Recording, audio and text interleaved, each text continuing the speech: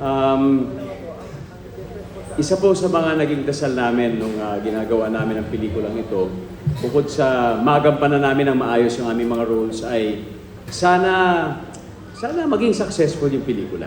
Pero hindi lang po yung pelikula, kung hindi sana maging successful po yung film festival as a whole. Not just the film festival as a whole, pero yung buong yung Philippine entertainment industry, yung movie industry, dahil alam naman po natin na maraming mga taon na nakalilipas na talagang naging very volatile po ang ating industriya. So yun po isa sa mga naging dasal namin. Kaya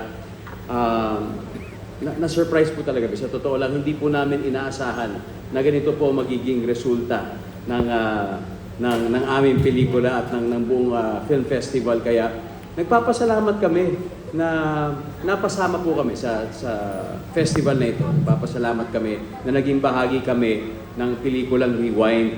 Kasi alam niyo po, yung trabaho namin bilang artista, mga ganitong bagay, alam natin po na hindi po natin hawak o ano yung outcome.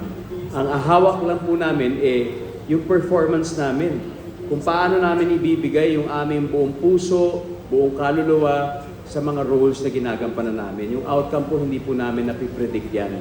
Pero siguro one thing is for sure, because we have been through probably both ends of the spectrum. Nakaranas na po kami ng mga pelikulang hindi naging successful, mga pelikulang medyo naging successful at ito. Pero siguro isa lang po masasabi ko na kami pong mga aktor, ang dedication namin sa aming craft, talagang kahit ano pa man yan, ibinibigay po namin ang buong buo. Kaya thank you at naging ganito pong outcome at tinatanggap po namin itong pagkilala na to, tinatanggap po namin itong pagtanggap sa pelikula namin at binibigyan namin halaga po ito. Much more na nangyari po ito kasama ng aking may bahay. Talagang it's very, very meaningful for us. Kaya thank you very much. And sana po, alam namin nalilipas din ito.